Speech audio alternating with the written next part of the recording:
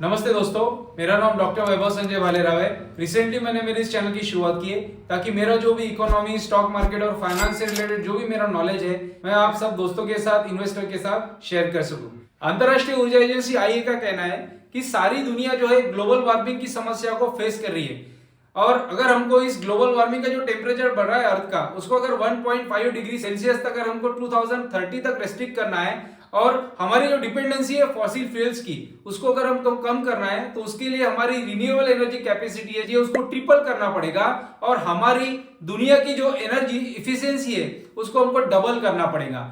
America, Europe, UAE ये सारी countries इसके लिए लीड कर रही है और इसके अकॉर्डिंगली बाकी सारी कंट्रीज भी उसमें पार्टिसिपेट कर रही है और पूरी दुनिया का जो फोकस है अभी करंटली रिन्यूएबल एनर्जी के ऊपर है। दोस्तों, अगर हम भारत की बात करते हैं तो भारत का सबसे बड़ा जो इंपोर्ट बिल बनता है, गवर्नमेंट का सबसे बड़ा जो एक्सपेंडिचर होता है वो पेट्रोल डीजल की इंपोर्ट के ऊपर होता है। और आने वाले समय में जैसे जैसे हमारी पॉपुलेशन जो बढ़ती जा रही है, नंबर 2 पे हमारा रैंक है पॉपुलेशन के पॉइंट ऑफ व्यू, तो हमको पेट्रोल डीजल का बिल जो है वो बहुत ज्यादा बढ़ सकता है फ्यूचर में और पोल्यूशन की जो समस्या है वो भी बढ़ सकती है। गवर्नमेंट का इसके ऊपर काफी बड़ा फोकस है, तो गवर्नमेंट इसीलिए अल्टरनेटिव ढूंढ रही है और सबसे बड़ा जो गवर्नमेंट का अल्टरनेटिव है वो है रिन्यूएबल एनर्जी। गवर्नमेंट चाहती है कि ज्यादा से ज्यादा रिन्यूएबल एनर्जी के ऊपर फोकस किया जाए और पेट्रोल डीजल के ऊपर या फॉसिल फ्यूल के ऊपर जो हमारी इंडिया की डिपेंडेंसी है उसको कम किया जाए और इसका डबल बेनिफिट होगा। एक तो हमारा इंपोर्ट बिल भी बचेगा, हमारा जो एक्सपेंडिचर हो रहा है पेट्रोल डीजल का वो कम हो जाएगा और आने वाले समय जब पोल्यूशन होने वाला है वो पोल्यूशन के ऊपर भी हम कंट्रोल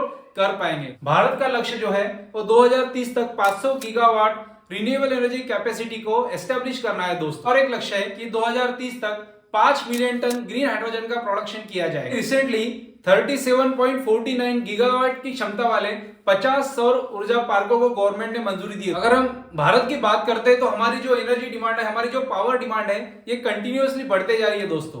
तो गवर्नमेंट का इसके ऊपर का जो फोकस है वो भी कंटिन्यूअसली बढ़ते जा रहा है। तो गवर्नमेंट रिन्यूएबल एनर्जी के ऊपर ज्यादा फोकस कर रही है, तो उसके वजह से जो रिन्यूएबल एनर्जी के जो पार्ट होते हैं लाइक सोलर एनर्जी, उसके बाद विंड एनर्जी, इसके ऊपर भी गवर्नमेंट का कंसंट्रेशन बढ़ते जा रहा है। अभी रिसेंटली जो बजट गवर्नमेंट की तरफ से पेश हुआ, जो कंपनीज ग्रीन एनर्जी के लिए काम करती है, प्रोडक्शन के लिए काम करती है, सोलर एनर्जी प्रोडक्शन के लिए काम करती है, विंड एनर्जी प्रोडक्शन के लिए काम करती है, ऐसे सारी जो कंपनीज है उसके लिए स्पेशल फंडिंग के लिए प्रोविजन की है। अपार्ट फ्रॉम दिस गवर्नमेंट ने काफी अच्छी स्कीमें भी लाई है जिसके थ्रू हम रिन्यूएबल एनर्जी के ऊपर फोकस करें और जो कंपनीज है वो कंटिन्यूअसली मोटिवेट होते जाए ताकि जो हमारे इंडियन गवर्नमेंट का जो टारगेट है 2013 का, जो हमारा रिन्यूएबल एनर्जी कैपेसिटी एक्सपेंशन का जो टारगेट है वो अचीव करे, उसके लिए वो कंटिन्यूअसली फोकस रहे। रिसेंटली भारत सरकार के थ्रू बजट में प्रधानमंत्री सूर्योदय योजना को शुरुआत की गई, तो इसके थ्रू गवर्नमेंट ने 10 मिलियन घरों के ऊपर सौर ऊर्जा को स्थापित करने का लक्ष्य रखा है दोस्तों। अभी गवर्नमेंट का जो कंटिन्यूअस फोकस बढ़ रहा है रिन्यूएबल एनर्जी सेक्टर के ऊपर, उसका असर शेयर मार्केट के ऊपर भी दिख रहा है, क्योंकि ऐसी जो कंपनीज है जो रिन्यूएबल एनर्जी सेक्टर में काम करती है या उसके लिए प्रोडक्शन करती है, उसके लिए सर्विसेज प्रोवाइड करती है या उसके लिए जो भी इक्विपमेंट्स लगते हैं, उसके लिए जो पैनल्स लगते हैं, उसके लिए मैन्युफैक्चरिंग का काम करती है, तो ऐसी कंपनीज की डिमांड कंटिन्यूअसली बढ़ती जा रही है और आने वाले समय तक 2030 तक या और लॉन्ग टर्म की अगर हम बात करते हैं तो इंडिया में नहीं ग्लोबली भी ऐसी कंपनीज की डिमांड बढ़ती जा रही है। इंडियन शेयर मार्केट में पावर सेक्टर और रिन्यूएबल एनर्जी सेक्टर से रिलेटेड जो भी कंपनीज है उनका स्ट्रॉन्ग परफॉर्मेंस कंटिन्यूअसली शुरू है दोस्तों।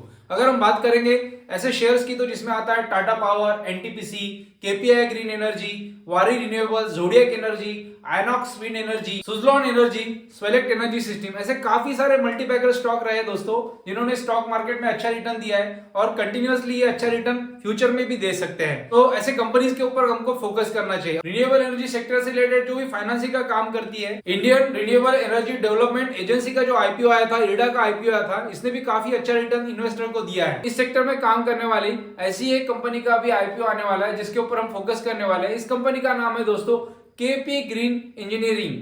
कंपनी की जो बेसिक इंफॉर्मेशन है, कंपनी का जो फंडामेंटल्स है या कंपनी की जो नींव है वो कैसी है, कंपनी का बिजनेस मॉडल कैसा है, कंपनी कहाँ काम करती है, कंपनी का लोकेशन कहाँ पे है, कंपनी के फाइनेंशियल्स कैसा है, कंपनी का सेल्स कितना है, कंपनी का प्रॉफिट कितना है, कंपनी के ऊपर डेट कितना है, कंपनी के पास कितनी असेट्स है, कंपनी का वैल्यूएशन कैसा है, तो इस कंपनी के आईपीओ के ऊपर पैसा लगाना है या नहीं, इसके ऊपर भी आज हम इस वीडियो में डिस्कस करेंगे। कंपनी के बारे में नॉलेज लेने के लिए अभी हम जाते हैं कंपनी के वेबसाइट के ऊपर। तो देखिए, KP green engineering limited, formerly known as KP Buildcon private limited, is the parent company among all the existing companies of the group. ये केपी ग्रीन इंजीनियरिंग कंपनी है, ये सारी जितनी कंपनीज है केपी ग्रुप की उसकी पेरेंट कंपनी है। और इसका पहला जो नाम था वो था केपी बिल्डकॉन प्राइवेट लिमिटेड। इस कंपनी की जो शुरुआत थी वो डॉक्टर फारूक जी पटेल ने 1994 में शुरू की थी। और ये शुरू की थी इसलिए इस एम से कि सिंगल विंडो सॉल्यूशन प्रोवाइड किया जाए, जो टेलीकॉम सेक्टर से रिलेटेड जो भी सर्विसेज है या जो भी रिक्वायरमेंट है उनकी, उसके लिए सिंगल विंडो सॉल्यूशन प्रोवाइड की जाए। इस उद्देश्य से इस कंपनी की शुरुआत की गई थी दोस्तों। अभी हमारे लिए जो मेन इंपॉर्टेंट फैक्टर होता है कि कंपनी कौन सा प्रोडक्ट मैन्युफैक्चर करती है या कौन सी सर्विसेज प्रोवाइड करती है, तो हम कंपनी के वेबसाइट के ऊपर अगर प्रोडक्ट्स के ऊपर जाते हैं तो देखिए कंपनी काफी सारे प्रोडक्ट्स के ऊपर फोकस करती है, उसका मैन्युफैक्चरिंग करती है।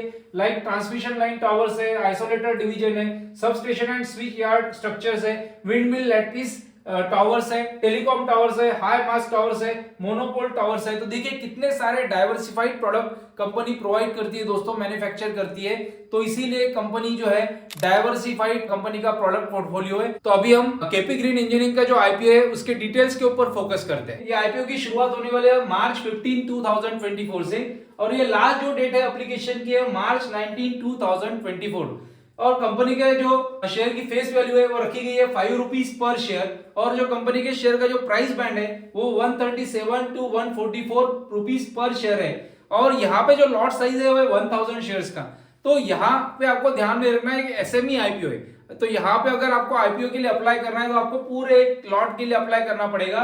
फॉर एग्जांपल ये 1000 शेयर्स का एक लॉट है और अगर आप 144 रुपीज प्राइस कोट करते हो तो आपको टोटल लग जाएंगे 1,44,000, क्योंकि आप 1000 शेयर्स के लॉट के लिए अप्लाई करने वाले हो। तो ये टोटल अमाउंट आपको पेड करनी पड़ेगी आईपीओ के लिए अप्लाई करने के लिए। कंपनी का जो आईपीओ है वो ओपन होने वाला है फ्राइडे मार्च 15, 2024 को। उसके बाद जो कंपनी के आईपीओ की जो क्लोजिंग है वो है ट्यूसडे मार्च 19, 2024 को। उसके बाद बेसिस ऑफ अलॉटमेंट जो है वो होने वाला है वेडनेसडे मार्च 20, 2024 को। और इनिशिएशन ऑफ रिफंड जो है, अगर आपने आईपीओ के लिए अप्लाई किया और आपको आईपीओ अलॉट नहीं होता है तो आपको कंपनी की तरफ से रिफंड किया जाएगा। उसकी शुरुआत हो जाएगी थर्सडे मार्च 21, 2024 को। उसके बाद अगर आपको आईपीओ लगता है तो आपके डीमैट अकाउंट में आपको क्रेडिट किए जाएंगे शेयर्स, वो होने वाले हैं थर्सडे मार्च 21, 2024 को। और लिस्टिंग डेट जो है कंपनी की, जिसमें कंपनी सेकेंडरी मार्केट में लिस्ट होंगी और कंपनीज के शेयर्स में ट्रेडिंग शुरू हो जाएंगी, वो होने वाली है फ्राइडे मार्च 22, 2024 को। उसके बाद ये लास्ट वाला जो है cut off time for UPI mandate confirmation, ये है क्या दोस्तों? आपको समझना है कि आप जब आईपीओ के लिए अप्लाई करते हो तो एक डेडलाइन होती है, जैसे जो क्लोजिंग डेट है, तो क्लोजिंग डेट जैसे मार्च 19, 2024 है, तो लास्ट डेट में क्या करना है, आपको यूपीआई के थ्रू अपना पेमेंट कंफर्म करना है। तो ये लास्ट वाला जो डेट है cut off time for UPI mandate confirmation, ये सेम डेट है क्लोजिंग डेट, ये 5 PM तक आपको करना है मार्च 19, 2024 को। तो ये सारी डेडलाइन को आपको कंटिन्यूअसली फॉलो करना है दोस्तों। अभी केपी ग्रीन इंजीनियरिंग के आईपीओ के रिजर्वेशंस के ऊपर हम फोकस करने वाले हैं। जो इन्वेस्टर कैटेगरी है क्यूआईबी शेयर्स की, तो उसके लिए जो रिजर्वेशन रखा गया है not more than 50% of the net issue, यानी नेट इशू जो है उसके 50% के नीचे इनके लिए रिजर्वेशन रखा गया है। उसके बाद सेकंड जो है रिटेल शेयर्स ऑफर्ड, यानी रिटेल जो पार्टिसिपेशन है या रिटेल जो इन्वेस्टर है उसके लिए जो परसेंटेज रखा गया है not less than 35% of the net issue, 35% तक उसके लिए रिजर्वेशन रखा गया है रिटेल पार्टिसिपेशन के लिए। उसके बाद एनआई एचएनआई जो कैटेगरी है उसके लिए जो रिजर्वेशन रखा गया है not less than 50% of the net issue, यानी 50% तक उनके लिए इसके लिए रिजर्वेशन रखा गया है। अभी आपके लिए और मेरे लिए, हम रिटेल इन्वेस्टर के लिए जो मतलब की बात होती है कि आईपीओ में लॉट साइज के लिए कैसे अप्लाई करेंगे, तो यहाँ पे जो है आप यहाँ पे रिटेल इन्वेस्टर जो है मिनिमम 1 लॉट के लिए अप्लाई कर सकता है। और ये जो 1 लॉट जो है इसमें 1000 शेयर्स रखे गए हैं और इसके लिए आपको अमाउंट देनी पड़ेगी 1,44,000। उसके बाद रिटेल इन्वेस्टर जो है मैक्सिमम लॉट साइज भी उसके लिए 1 ही है। उसके बाद वो भी लॉट साइज जो रहेगा 1000 का है और उसमें लिए इन्वेस्टमेंट, उसके लिए इन्वेस्टमेंट आपको करनी पड़ेगी 1,44,000। और एचएनआई की अगर हम बात करते हैं तो उनके लिए मिनिमम जो लॉट है वो है 2 और उसमें शेयर्स के लिए उनको बिडिंग करना है 2000 शेयर्स के लिए, क्योंकि पर लॉट जो है 1000 शेयर्स का है। और उसके बाद जो अमाउंट उनको देनी है वो है 2,88,000। तो ये पूरा जो है ये आईपीओ का लॉट साइज है जिसके ऊपर भी आपको फोकस करना है। अभी हम केपी ग्रीन इंजीनियरिंग के जो प्रमोटर्स है उनके होल्डिंग के ऊपर फोकस करेंगे। इनके जो main promoters of the company है वो है डॉक्टर फारूक भाई, गुलाम भाई पटेल एंड मिस्टर हसन फारूक पटेल। तो इनके शेयर होल्डिंग के ऊपर अगर हम फोकस करते हैं तो ये इशू आने के पहले उनका जो शेयर होल्डिंग था वो था 90.37। ये काफी अच्छा प्रमोटर होल्डिंग है दोस्तों। और इशू आने के बाद इनका जो शेयर होल्डिंग है वो रह जाएगा 66.59। तो ये काफी अच्छा शेयर होल्डिंग है, क्योंकि प्रमोटर्स के पास अगर अच्छी होल्डिंग होती है शेयर्स की तो कंपनी के ग्रोथ के लिए वो ज्यादा फोकस ओरिएंटेड रहता है, उसके लिए काफी अच्छा, उसके लिए वो प्रॉपर तरीके से कंपनी का मैनेजमेंट करते हैं दोस्तों। तो अभी कंपनीज के असेट के ऊपर हम फोकस करेंगे। तो 31 मार्च 2023 तक कंपनी की जो असेट थी वो थी 95 करोड़ रुपीस। ये जाके 6 मंथ में यानी 2024 के हाफ फाइनेंशियल ईयर तक ये बन गई 136 करोड़ दोस्तों। उसके बाद कंपनी के जो रेवेन्यू है 31 मार्च 2023 तक ये जो रेवेन्यू था ये था 114 करोड़। ये 30 सितंबर 2023 तक बढ़कर ये हो गया 104, यानी नेक्स्ट 6 मंथ में जो रेवेन्यू आएगा वो मोर देन 104 आ सकता है। तो ये टोटल बन जाएगा 1 ईयर का जो रेवेन्यू है 200 करोड़ हो सकता है। तो ये रेवेन्यू यहाँ पे डबल हो जाएगा। उसके बाद अगर हम प्रॉफिट आफ्टर टैक्स के ऊपर 31 मार्च 2023 तक कंपनी का जो नेट प्रॉफिट था वो था 12 करोड़ 39 लाख। 30 सितंबर 2023 तक यानी 6 मंथ में ही हो गया है 11 करोड़ 26 लाख। तो यहाँ पे आप देख सकते हो तो प्रॉफिट में अच्छी जंप हुई है। तो ये एक साल का जो प्रॉफिट है वो हाफ ईयर में ही कंपनी ने कवर कर लिया है। तो आने वाले नेक्स्ट हाफ में भी एक प्रॉफिट है, ये बढ़ने की उम्मीद है। अभी हम फोकस करेंगे रिजर्व्स एंड सरप्लस के ऊपर। तो 31 मार्च 2023 तक कंपनी के जो रिजर्व्स थे ये थे 31 करोड़ 77 लाख। ये 13 सितंबर 2023 तक हो जाते हैं 26 करोड़ 24 लाख।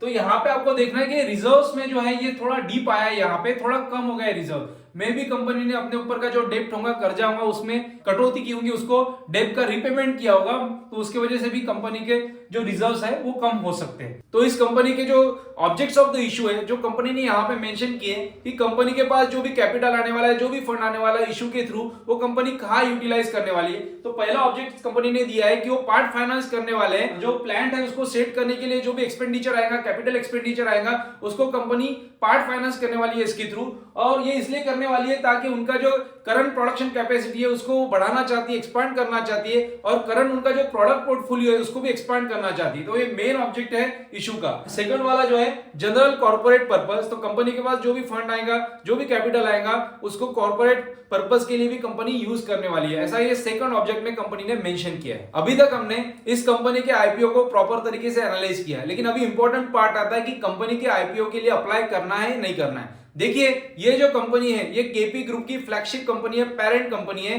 तो इस कंपनी के ग्रोथ प्रोस्पेक्ट काफी स्ट्रांग है, क्योंकि इसके पहले भी कंपनी के मेन बोर्ड में 2 आईपीओ आ चुके हैं, जिसने स्टेक होल्डर्स को, इन्वेस्टर को काफी अच्छा रिटर्न दिया है लॉन्ग टर्म में। और ये जो कंपनी है ये रिन्यूएबल एनर्जी सेक्टर में काम करती है। तो आने वाला जो फ्यूचर है रिन्यूएबल एनर्जी सेक्टर का, उसमें कंपनी का अप्रोच काफी स्ट्रांग है और कंपनी काफी अच्छी ग्रोथ वहां पे अचीव कर सकती है। तो अल्टीमेटली क्या होगा, जो इन्वेस्टर है या शेयर होल्डर है उसको बेनिफिट लॉन्ग टर्म में टू मीडियम टर्म में मिल सकता है। और ये जो ग्रुप है इसका ये 8 साल में तीसरा आईपीओ है और ये एसएमई आईपीओ है, काफी बड़ा आईपीओ है। तो इन्वेस्टर को इसके ऊपर सोचना चाहिए पॉजिटिवली, और मीडियम टू लॉन्ग टर्म के लिए अगर इन्वेस्ट करते हैं तो स्टेक होल्डर या शेयर होल्डर को काफी अच्छा रिटर्न मिल सकता है।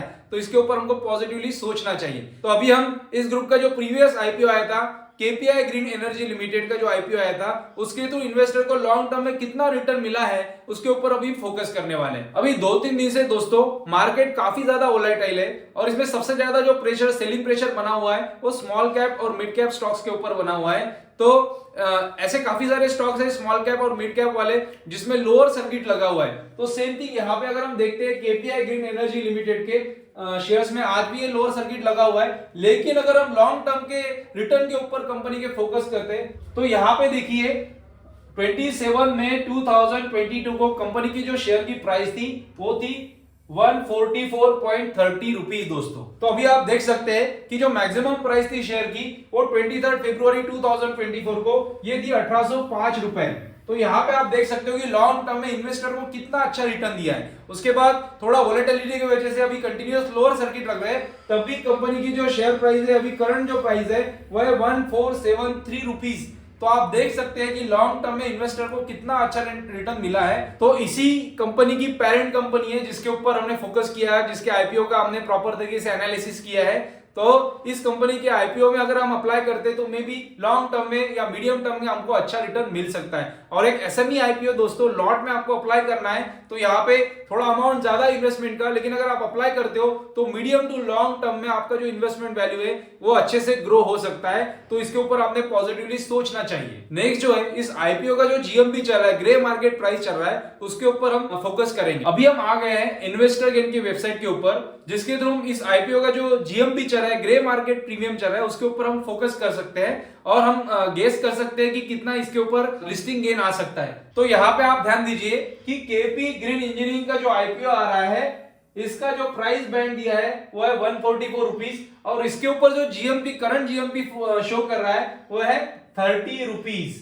तो यहाँ पे जो लिस्टिंग हो सकती है वो मोस्ट प्रोबेबली 174 रुपीज के ऊपर हो सकती है। तो यहाँ पे नियर अबाउट 20.83% का लिस्टिंग गेन यहाँ पे शो कर रहा है। तो लेकिन आपको यहाँ पे खुद का रिसर्च करना पड़ेगा, खुद का एनालिसिस करना पड़ेगा कि इस आईपीओ में इन्वेस्टमेंट करना चाहिए या नहीं करना चाहिए। मेरे पॉइंट ऑफ व्यू से मैंने ये कंपनी का जो आईपीओ उसका आपको एनालिसिस करके दिखाया है, लेकिन यहाँ पे आपको अपने इन्वेस्टमेंट एडवाइजर को भी पूछना पड़ेगा कि इस आईपीओ में इन्वेस्टमेंट किया जाए या नहीं किया जाए। उनका सजेशन भी आपको लेना पड़ेगा, तब जाके आपको डिसाइड करना पड़ेगा कि इस आईपीओ में पैसा लगाना चाहिए या नहीं। तो ये सब आपको प्रॉपर तरीके से सोचना है दोस्तों, प्रॉपर तरीके से आपको डिसीजन लेनी। यह जो आईपीओ है दोस्तों, ये एसएमई आईपीओ है, 189.50 करोड़ का आईपीओ है, थोड़ा बड़ा आईपीओ है। तो यहाँ पे रिटेल इन्वेस्टर को अलॉटमेंट के चांसेस जाता है, लेकिन उसके अलावा भी ये जो आईपीओ है ये ओवर सब्सक्राइब भी हो सकता है। तो आपको प्रॉपर तरीके से इस आईपीओ के लिए बिडिंग करनी पड़ेगी, आपको प्रॉपर तरीके से इसके लिए अप्लाई करना पड़ेगा।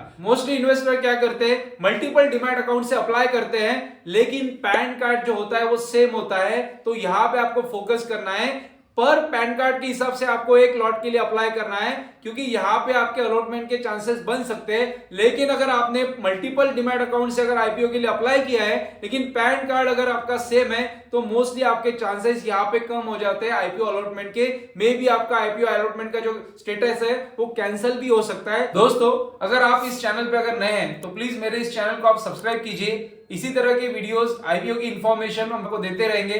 तो प्लीज इस वीडियो को आप लाइक कीजिए, कमेंट कीजिए, और यह वीडियो अगर आपको पसंद आया तो अपने फ्रेंड्स के साथ, अपने फैमिली मेंबर्स के साथ शेयर कीजिए। Thank you very much. नमस्ते।